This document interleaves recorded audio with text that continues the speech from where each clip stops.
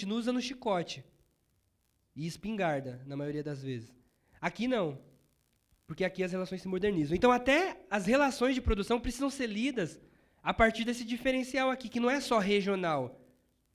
Porque a elite também é herdeira da escravidão. A elite também herda a ideologia escravista. Então, se eu só olho do ponto de vista regional, eu não entendo que o trabalhador do norte e do nordeste ele é um ex-preto, um ex-escravo, e é tratado como tal.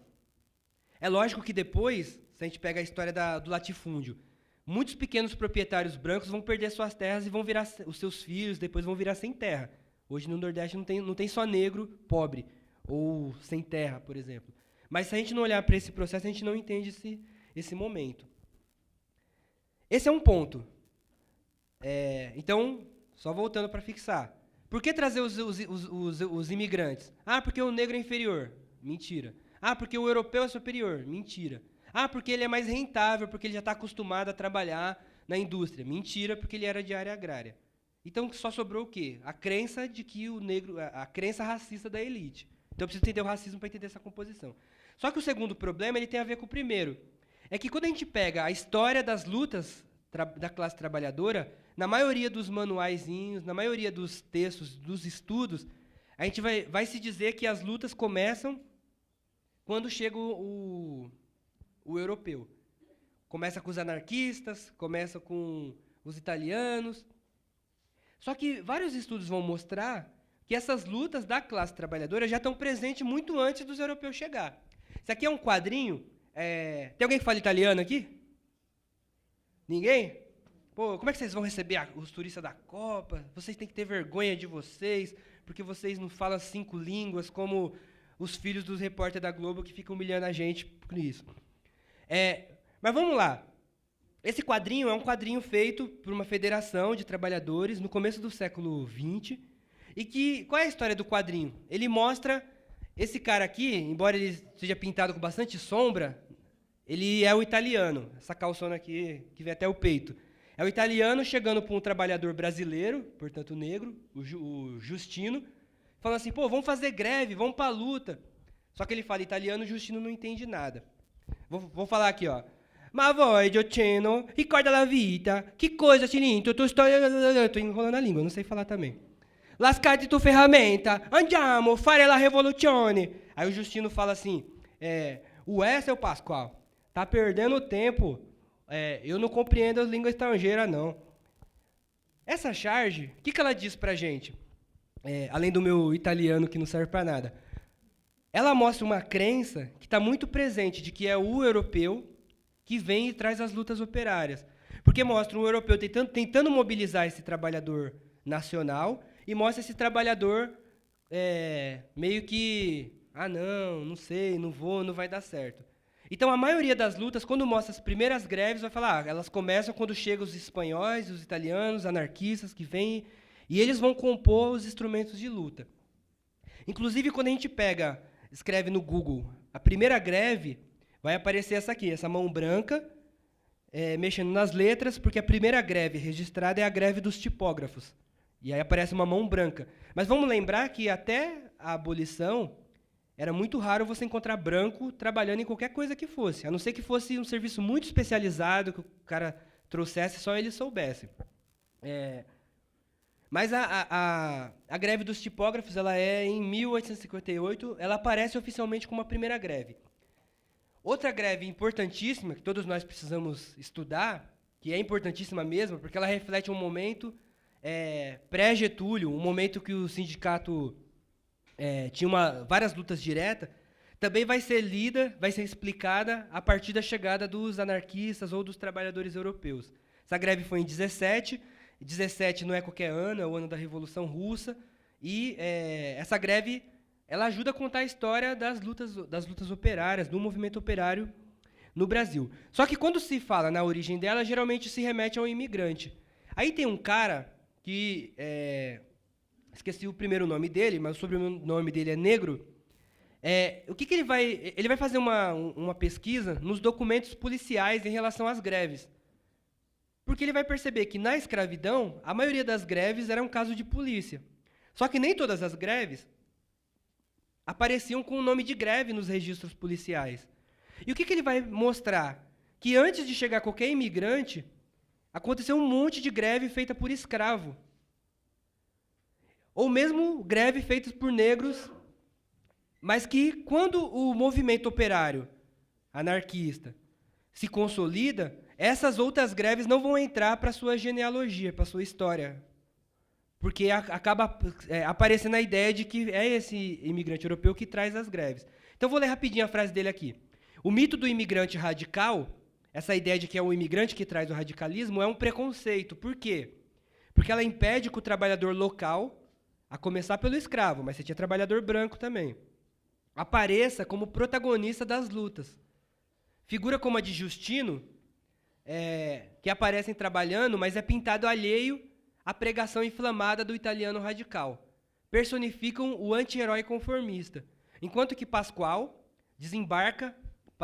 o italiano, desembarca pronto para lutar, o operariado formado em solo brasileiro deve, nessa ótica, aceitar a liderança do imigrante ou ficar de fora. Quase um fura-greve. Desse modo, as imagens do trabalhador estrangeiro, branco, anarquista e rebelde, assim como a luta do trabalhador brasileiro, longe das lutas, não passam de uma representação caricata do operariado do início do século XX. Traduzindo, a própria classe trabalhadora criou um mito, e esse mito persiste. E ele oculta uma série de outras iniciativas de luta. Por exemplo, o fato de que o trabalhador escravo era um trabalhador. Então, não tem assim o trabalhador e o negro. O negro é o trabalhador. Se a gente for falar de escravidão, o negro e o índio são os primeiros trabalhadores dessa terra. Ah, mas tentaram trazer branco. Aqui na América, não. Tentaram nas áreas mais... Na Inglaterra, nas colônias inglesas, no norte, nos lugares em que a colônia era de povoamento. Mas aqui no sul nunca vingou. Aqui os primeiros trabalhadores eram escravizados. E a gente precisa entender o negro como trabalhador. E a gente precisa entender as lutas africanas, as lutas dos africanos, como lutas da classe trabalhadora. Porque quem trabalhava eram os escravos. É lógico que tinha pequenos proprietários, que a gente podia chamar de camponeses, mas, no fundamental, quem produzia na América escravista eram os escravos. Então, qualquer luta dos escravos são lutas da classe trabalhadora. Mas, se a gente acha que luta de trabalhador é só greve, a gente vai ver também que vai ter um monte de greve feito por escravo, mas que não é registrado como greve. E aí, esse pesquisador ele vai mostrar que a greve aparecia com outros nomes no século XIX. Por exemplo, o nome parede. Não vou ler para a gente passar rápido, que já gastei bastante tempo, mas... Ele vai registrar greve em 1820 no Rio, greve em São Paulo, greve no Nordeste, tanto greve em locais agrários, fazendas, até greve nos locais onde o capitalismo já estava mais desenvolvido, como Rio e São Paulo. Então tinha greve por tudo, greve para os caras parar de tomar chibatada, tinha greve porque o dono dos escravos maltratava eles, então os cara faziam greves. Tinha greve, paralisação na fábrica de pólvora, melhores condições de trabalho. Cadê? Tinha greve, por exemplo, porque os escravos a fábrica estava falindo, os escravos iam ser vendidos e eles iam perder sua família, ia ter que separar da sua família. E aí os caras fizeram greve para a fábrica mudar de dono, porque era uma fábrica ligada ao Estado. Tinha greve de todos os tipos, só que nem sempre essas greves apareciam como greve. Então, de novo, o que o autor está chamando a atenção para a gente? Começar a contar a história das greves a partir da chegada do europeu é reproduzir a ideia de que é sempre o europeu que traz o novo, que traz o moderno, que traz o diferente ou que inicia a luta. Ele coloca, fica claro assim que nem só de italianos viveram as primeiras lutas operárias no Brasil. Os negros eram vitais em seu local de trabalho, no campo ou na cidade. Sua rebeldia, igualmente, era crucial para mobilizações e protestos da classe trabalhadora, além das manifestações culturais. Aqui é um outro ponto. A gente falou disso num dos encontros lá atrás, que uma das questões do racismo é ver o negro como específico e o branco como universal. Cultura negra, mas a cultura branca já é expressão de cultura. Eu só vejo o negro como cultura, mas a tecnologia... Aí é o europeu, é o ocidente. Nesse sentido, quando eu vou valorizar o negro, vamos valorizar o negro. Eu só consigo valorizar ele como específico, como cultura, como braço, como corpo. Nunca como outras dimensões que se dizem que são universais. Então, ele está reclamando aqui, ó. Não adianta só valorizar o negro como cultura. A capoeira, a congada. A gente tem que dizer que o negro iniciou as lutas da classe trabalhadora no Brasil. A gente precisa dizer que o negro compôs e foi quem construiu esse país. A gente tem que trazer para esse âmbito também. Porque senão a gente só valoriza a cultura aqui no 20 de novembro, mas continua deixando aqui, ó, as lutas gerais para qualquer um que não seja negro pensar como ela tem que acontecer.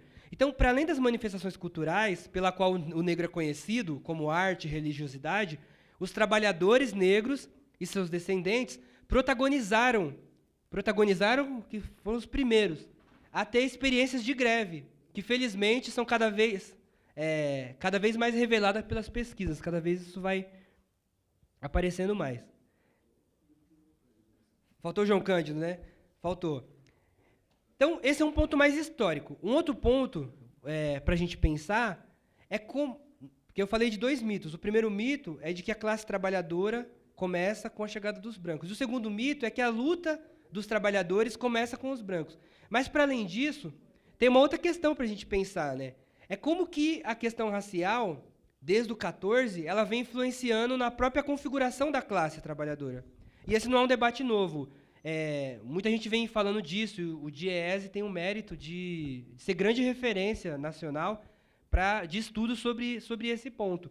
Porque, de fato, o racismo ele vai estruturar, ele que vai dizer, inclusive, qual é a posição das pessoas, por diversos meios, por diversos caminhos históricos ou preconceitos presentes, né? E o primeiro está aqui, ó. Não sei se vocês já leram, mas precisa-se de rapazes para escritório. E aqui eu estou falando de escritório, é para representar a minha empresa. Não é lá o cara do subsolo do banco. É alguém que vai representar a minha empresa para o investidor. Vai representar a empresa para o mercado aí. Quando chega nesse momento, para esse tipo de vaga, aí o rap do Racionais está lá. Ó. Porque mesmo se os caras têm um currículo igual, na hora de representar a empresa, a imagem da empresa, aí é melhor ter boa aparência. E aí a gente sabe o que se entende por boa aparência, né? Então, um primeiro ponto para a gente pensar aqui, isso aqui já foi muito falado, né? Mas só para a gente pensar, é que o racismo, quando você pensa em classe trabalhadora, ele vai afetar a classe de várias formas. De um ponto de vista histórico, porque o ex-escravo, ele vem para a abolição, ele continua sendo vítima de todos os processos, de todas as consequências de ter sido escravo. Mas, ao mesmo tempo, o racismo se atualiza e continua. E a gente chega aqui, isso aqui é 2008, essa foto de jornal. Ainda se pede boa aparência. E nessa de boa aparência, não estão falando aqui de qual roupa eu uso. Está nítido que essa boa aparência passa por uma questão mais... Tá ligado? Tem uma questão mais pesada aí. Só que ele aparece de outras formas também. E não aparece só quando o selecionador fala que negro não entra. Ele pode aparecer quando o negro não teve nem a condição de chegar lá na porta para pegar um emprego. Essa aqui é uma foto da manifestação dos médicos que teve agora, que inclusive... tem médico aqui? Não, né? É uma coisa para a gente pensar. Porque, bom, já vou dar minha opinião, eu acho corporativismo impedir os médicos cubanos de entrar. Porque você tem uma ausência de médico no mercado e... essa ausência que garante salários muito acima de qualquer outra categoria, né? Então, lei da oferta e da procura aqui é complicado. Mas a questão é, encontre o Oli. O João falou que vai dar 50 aqui, uma oncinha para quem achar um negro na manifestação. Achou? Ih, João, ferrou. Né? Ela achou. O negrão aqui segurando aqui, né? Olha só, ela achou, hein?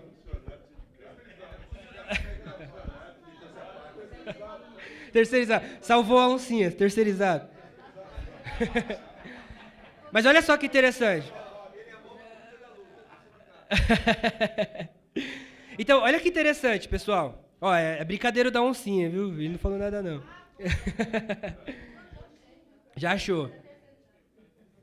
Mas isso aqui é um retrato dessa categoria, que é uma categoria que, por questões históricas no Brasil, ela é elitizada. Essa categoria não é elitizada no mundo todo.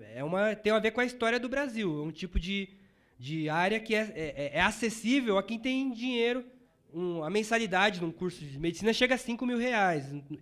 Não estamos falando de outros elementos necessários para o cara se formar.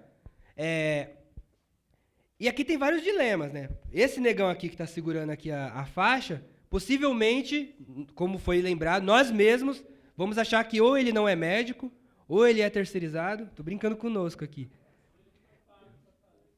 Ou ele o quê? Ou ele foi pago para estar ali. Aí é sacanagem. É sacanagem. Mas vamos lá. Então, pensar racismo e... vamos lá, pessoal. Pensar como o racismo influencia na classe trabalhadora exige, de um lado, pensar a discriminação. Existe uma discriminação direta. Quando eu vou procurar um emprego, dependendo da área que for, eu não sou considerado apto, mesmo se eu tiver um currículo bom. Porque tem uma questão de aparência aí. Agora, tem outras áreas que, dependente do selecionador, o negro nem vai chegar lá na porta com o currículo, porque eu tenho um processo histórico de desigualdade. A gente volta para cá. Se a gente pegar na faculdade, tem muito negro estudando cultura negra, tem muito negro nas áreas de humanas, geografia, história. Quando eu vou lá na medicina, na tecnologia, engenharia, os negros desaparecem. A gente ainda está aqui no específico, do ponto de vista de ensino, porque o ensino influencia no acesso a posto de trabalho. Então, quando a gente pega as áreas mais bem remuneradas, o negro ainda está fora. Por uma questão de discriminação, mas também por uma questão de o quanto que algumas áreas são elitizadas. Então, aqui, por exemplo, como é que a gente resolve isso aqui? Eu preciso de cota, preciso de tudo isso, mas eu preciso expandir o acesso a esse tipo de... Então, para nós aqui, esquerda, vamos defender os médicos cubanos, que vai enegrecer o negócio, e porque vai quebrar o corporativismo. Mas a gente não pode desviar um minuto de exigir expansão de vaga para esse tipo de curso. Porque senão a gente continua com esse quadro, e no processo de seleção, aí o exemplo já foi dado, né? O neguinho que estudou à noite lá enquanto trabalhava, e vocês sabem como é estudar depois de aguentar uma máquina o dia inteiro, ou aguentar a máquina a madrugada inteira. A sua energia, que não é só física, é mental, porque o trabalho não é só braçal, a energia vai embora na máquina. Tem um filme muito legal, chama Classe Operária Vai ao Paraíso. Alguém já viu? Aí tem uma cena que, tipo, o cara vai lá com a esposa, lá, a esposa empolgada, e na máquina o cara tava lá, tipo, só falando em sexo, não sei o quê. Chega lá na hora que ele vai com a esposa, ele tá esgotado, fisicamente esgotado. É uma parte interessante do filme, porque, de fato, o trabalho, ele nos dissolve, eles tiram, a nossa energia fica ali, e vira mais-valia. Então, ir trabalhar e estudar é uma coisa, e para nós é estratégia, temos que ir. Mas dizer que a gente está em condição de igualdade com um cara que teve todas as condições é utopia e, como diz o João, chega a ser burrice às vezes. Então, onde está o negro do 14 de maio? Se ele não pode entrar pela porta da frente, porque ele vai ser discriminado em alguns cargos. Para segurança, talvez ele tenha mais... Aquele negrão lá, o médico, que a gente... Para segurança, talvez porque ele pode assustar os seus iguais. Agora, para outros cargos, não. Agora, o que a gente vai ver também é que o negro vai estar nos trabalhos precarizados, dos mais diversos. E aí, quando a gente pega um problema que é incrível, chegar no século XXI com esse problema, a gente vai ver que a questão racial também está aqui, no trabalho escravo. Ainda hoje existe trabalho escravo, e esse trabalho escravo ainda é negro, na maioria das vezes. E por quê? Porque o cara só seleciona negro? Não, porque também esse negro já está nas situações mais defasadas possíveis e vai se submeter porque não tem outra perspectiva não se apareceu, e porque também, às vezes, tem muita pilantragem, o cara vai lá com um ônibus numa cidade, leva todo mundo para trabalhar. Então, a gente vai ver que a questão histórica, o presente, ela vai influenciando também na formação da classe. E ela não é só com os negros. A gente precisa pensar nisso. Esses caras aqui não estão sindicalizados. A gente vai virar as costas, azar deles. Como que a gente faz para pensar a classe? Porque aí a gente está falando de consciência de classe, aqui é Karl Marx, não é só a consciência da categoria. Como é que a gente faz para pensar a classe?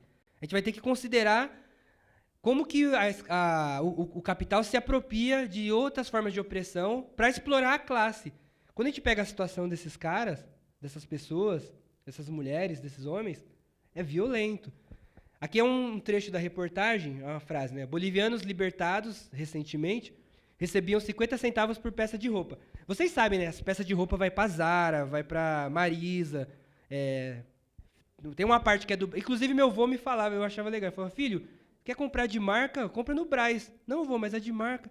Meu filho, a de marca é a do Brás com etiqueta.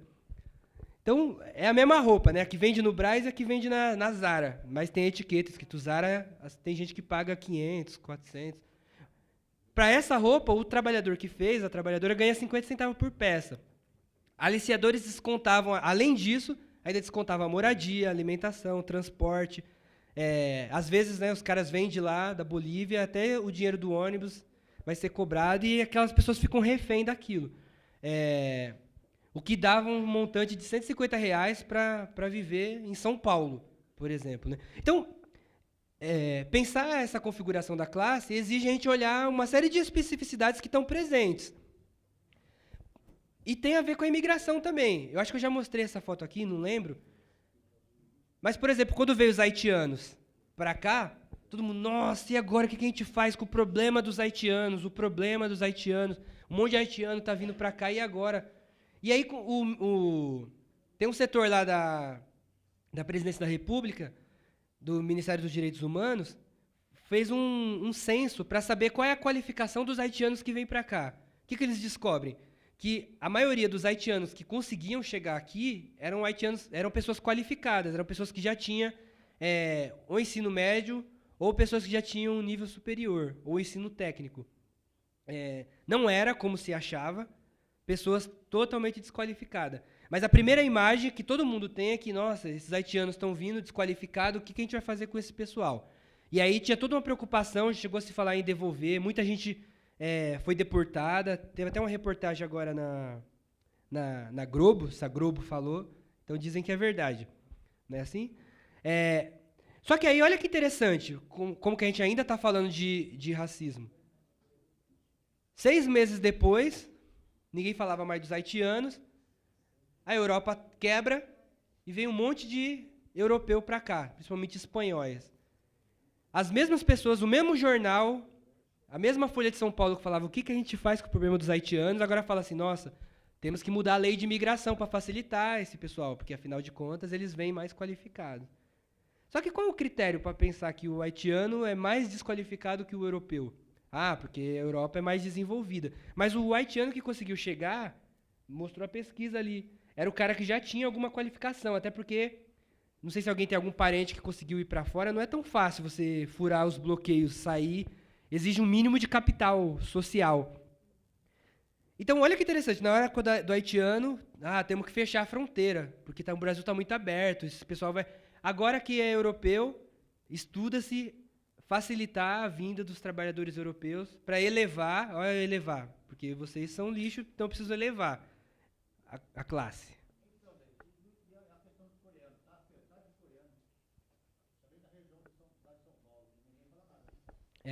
Eu não vou saber não sei se eu entendi sua pergunta, mas a questão dos coreanos passa por aqui também.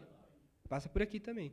Porque essas pessoas elas vêm para setores específicos e passam por situações de exploração muito pesadas. E elas vêm, às vezes, para pegar trabalho que nós não aceitamos. Então, são questões.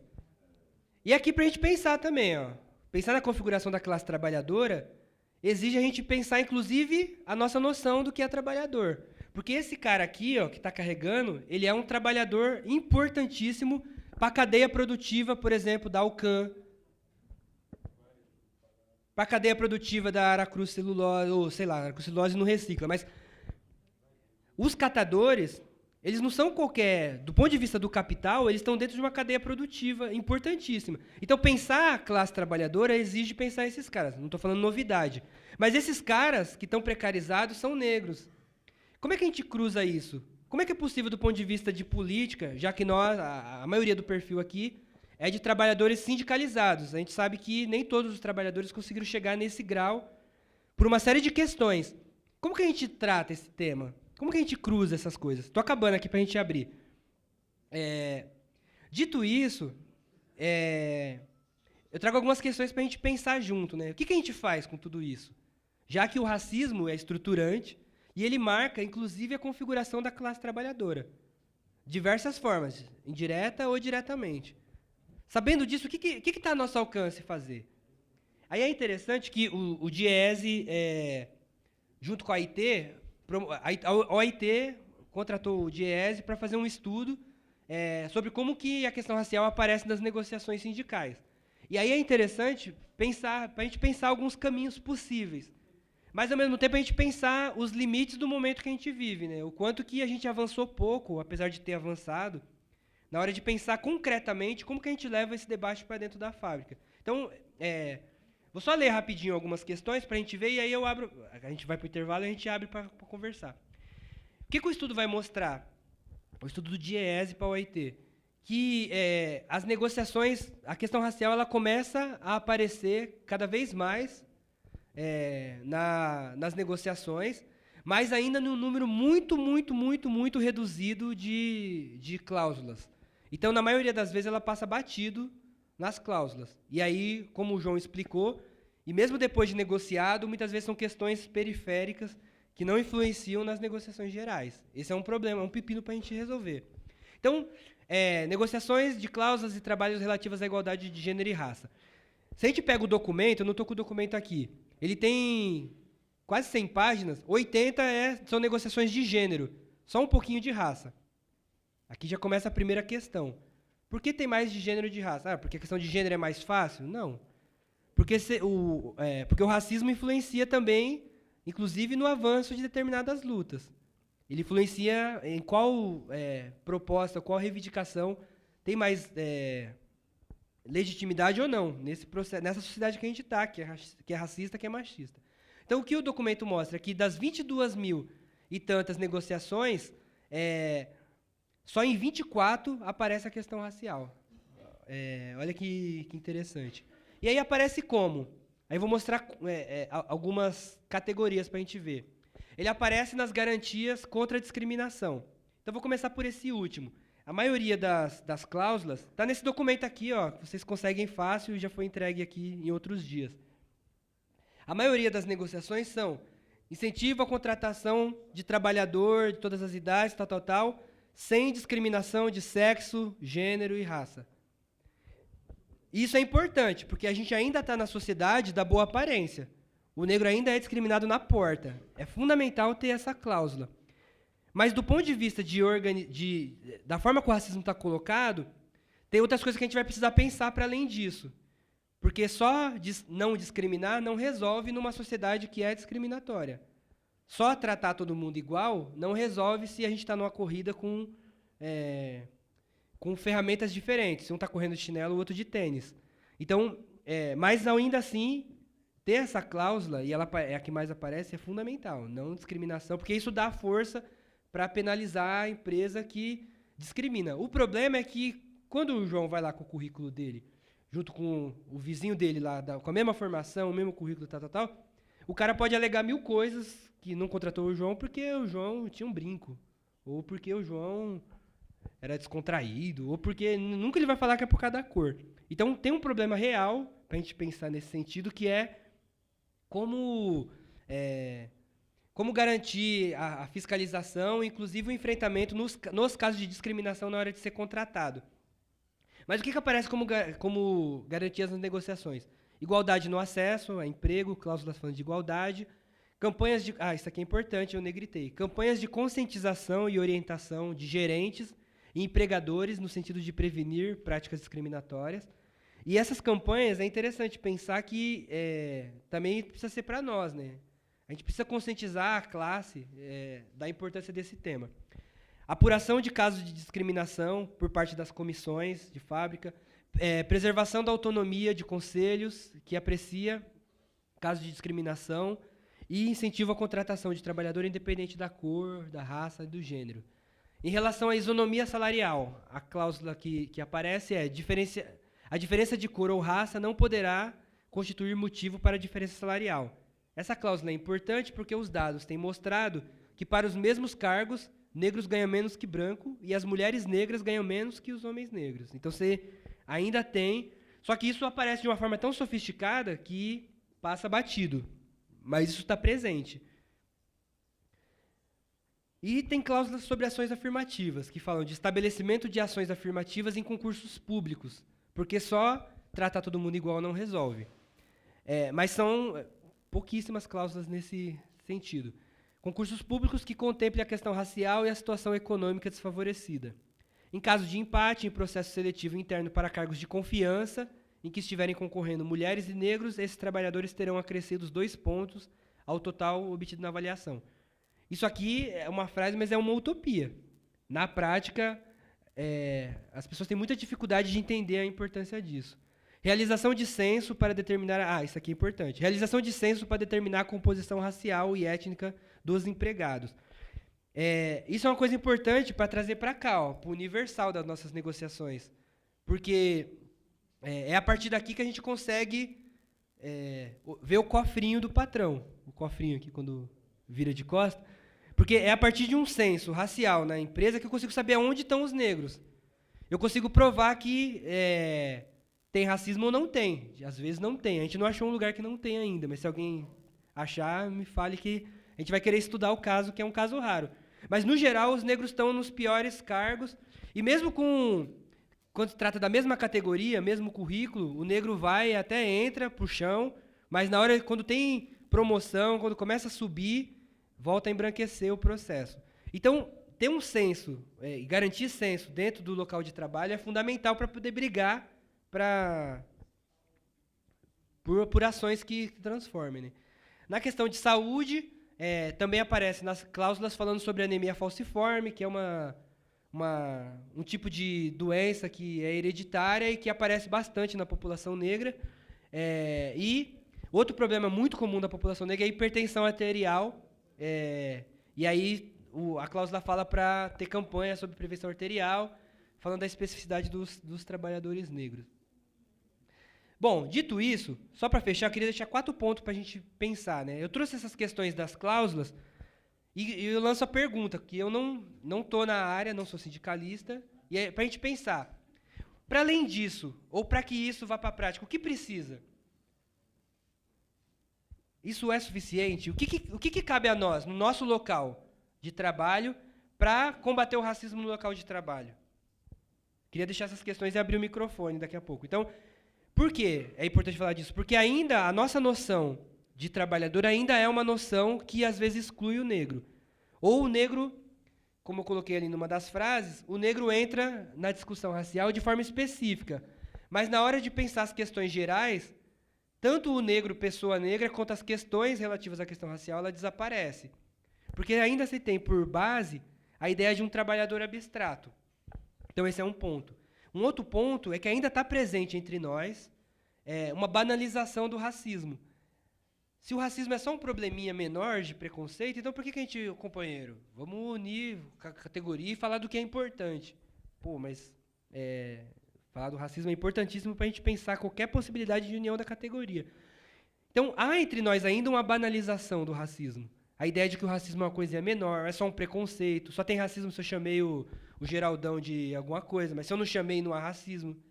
Então, desmistificar isso ainda é importante. Né? E ainda tem, em alguns companheiros valorosos, a ideia de que fazer esse debate fragmenta a classe, vai criar rixa entre nós. Então, o que fazer?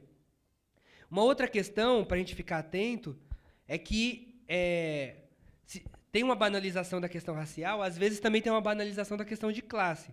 Classe não é igual renda. São coisas diferentes. Pensar o racismo e luta de classes é mais do que olhar quem é pobre e quem é rico. É entender como que o racismo atua na dinâmica da sociedade capitalista. É entender como que o preconceito, que às vezes é cultural, ele é determinante num processo de organização da sociedade. Agora, isso não exclui a gente pensar que, sim, as opressões se sobrepõem. Então, ser preto é difícil, ser pobre mais ainda. Quando é preto e pobre, piorou. Ser preto, pobre, mulher. Por outro lado, é um caminho problemático aqui, essa somatória mecânica. Tipo, se é preto, tem que se ver preto e pobre. Preto e pobre, preto, pobre, mulher. Preto, pobre, mulher. Para além disso, não tem só uma somatória de preconceitos aqui. A gente tem uma complexidade, uma multiplicação de preconceitos. Não é só uma somatória. E a gente não entende isso fazendo só cálculos. A gente precisa entender o quanto que essas várias opressões se articulam para a sociedade continuar exatamente do jeito que ela é, em todos os aspectos. Né?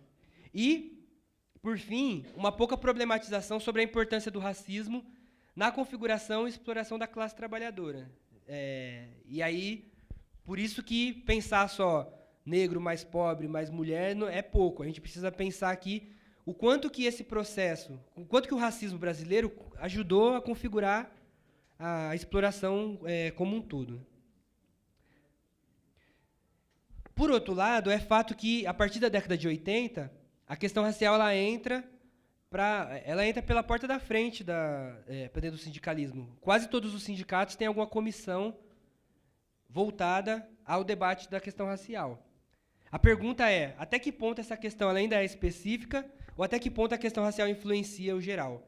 Até que ponto esse tema ele é no dia da história da África, ou esse debate ele entra para o dia que a gente for discutir a classe trabalhadora como um todo? Então, queria deixar essas provocações, a gente vai para o intervalinho rapidinho e a gente volta para vocês me baterem. Então, e é isso que eu estou problematizando. Legal, a gente volta para esse conversa. Obrigado, Davis. Vou fazer um intervalinho de 10 minutos. Aí a gente